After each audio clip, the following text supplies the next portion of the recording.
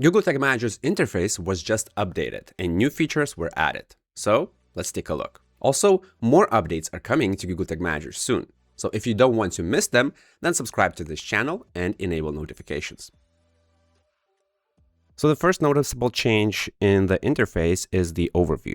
Right now we have several sections right here. And if you want, you can also minimize that. So this is useful if you want to reduce the clutter on the overview. And here in the overview, you can see what kind of Google tags are implemented in this container, what are their destinations, and how many tags are sending data to each destination. You can also see the workspace changes here. So this is pretty much the same as it was in the previous version of the interface. And the container quality section is moved a bit lower, but it's still present. Also, the sidebar can now be collapsed and expanded. Some users might see things like this, where you have just overview and tags. So I assume this is targeted towards the beginners of Google Tag Manager, but normally, most likely, you will have this expanded like this.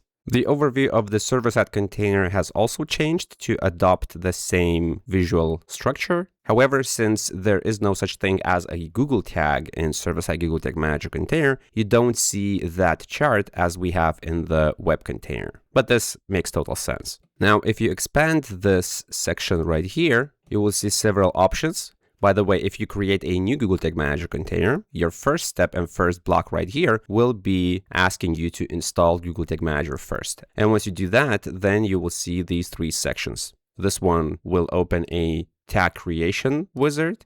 Then this section suggests to preview your changes. So basically this button works the same as this button right here. And here we have a beta feature that is supposed to help you create Google tags, and I mean conversion tags, faster. If you click this button, this will initiate the visual event builder, or whatever Google is calling that. And basically you will be able to click the elements on your website and Google Tag Manager will create tags, triggers, and variables for that particular conversion.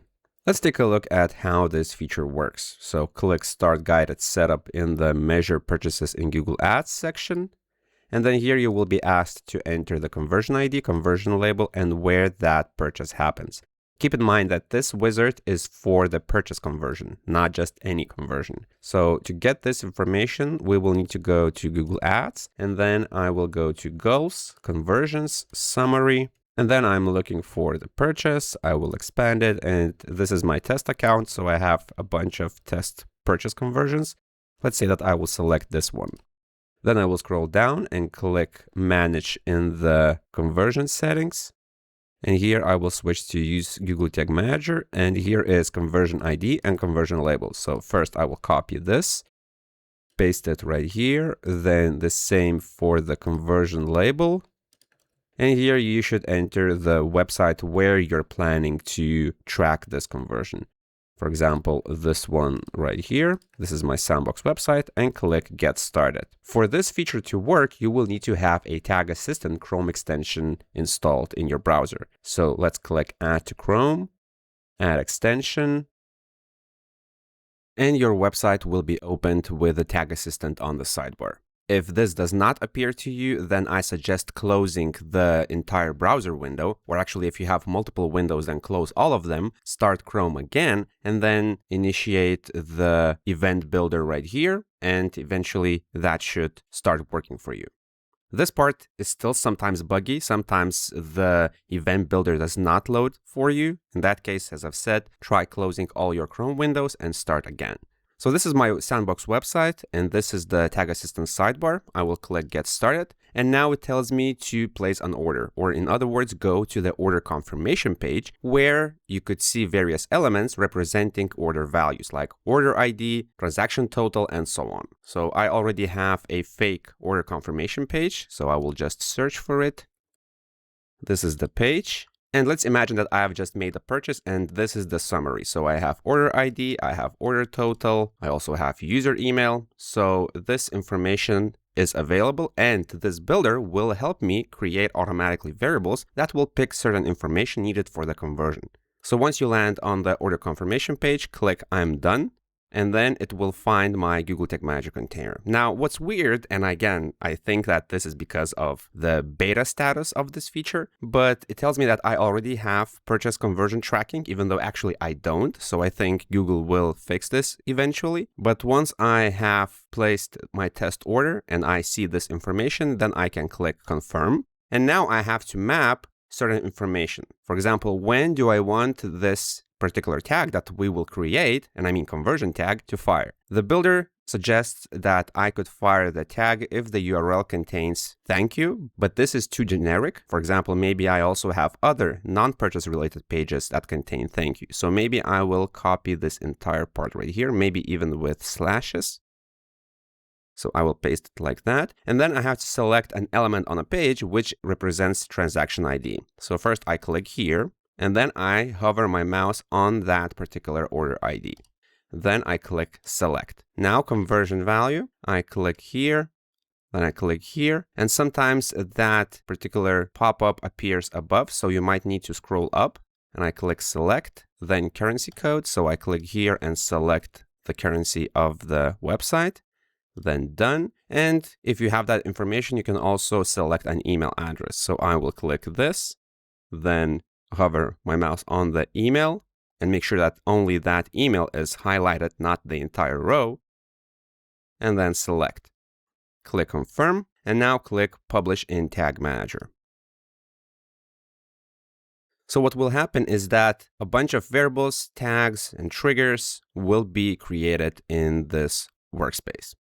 In my case, all changes were imported to the default workspace, but it is possible that you will get a new workspace called imported changes. But that does not matter much because once you publish your changes, then that workspace will be removed. So don't think about that too much. Now let's take a look at what was created. So here we have a Google Ads conversion tag. The naming convention here is not the one that I prefer. Therefore, you might need to open these items one by one and rename them. But let's first click on the Ads conversion tag.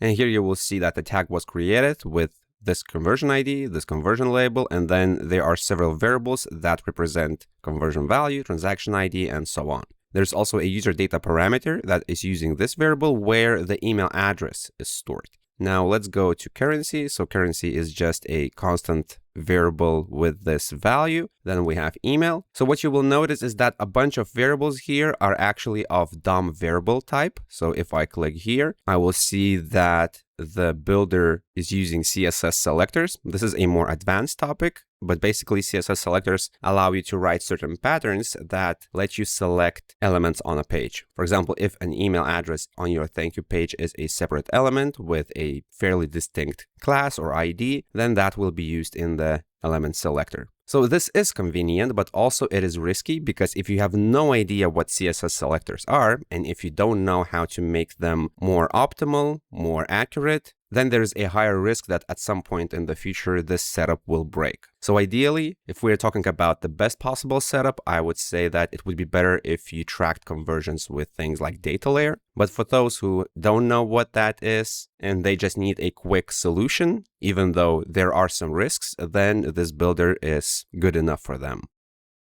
Now, the same happens for the purchase value. In fact, what's important to note is that on a thank you page, I don't have that here, so maybe I will find that quickly again. On the thank you page, the order total value is with a currency sign right here. But don't worry, because even if you see this right here, the variable here will be using a convert to number feature that will try to extract the value without any additional symbols, like currency symbol or something like that. Then let's take a look at another variable. We have also transaction ID. So this is the selector that was picked up. Then we have a trigger, which is just a page view trigger where page URL contains this part.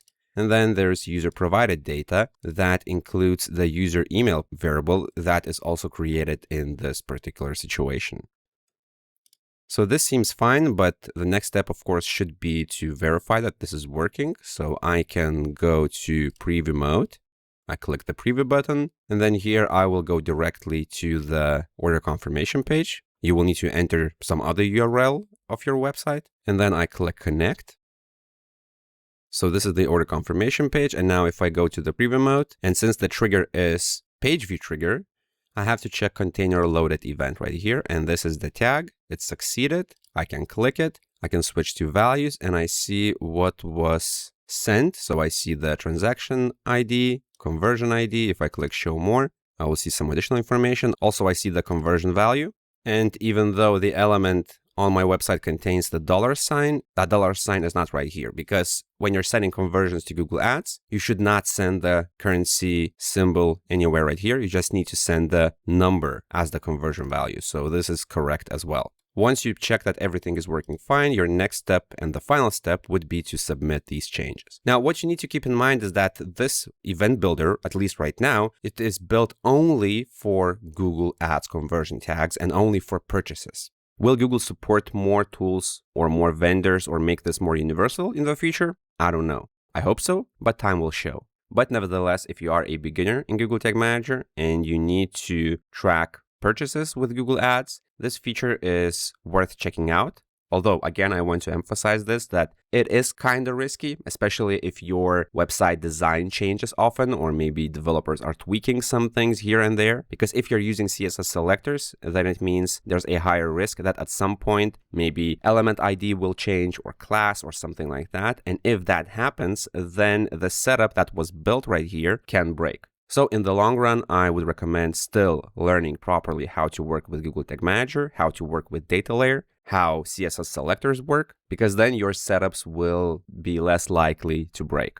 And these were the latest updates to Google Tag Manager interface. But don't forget that Google is planning more significant changes soon. If you don't want to miss them, then subscribe to this channel. If you found this video useful, hit the like button. That will help me understand what videos do you like and what should I create in the future. Also, if you want to learn more about Google Tag Manager or Google Analytics, then subscribe to this channel. My name is Julius, this is Analytics Mania, and I'll see you in the next video.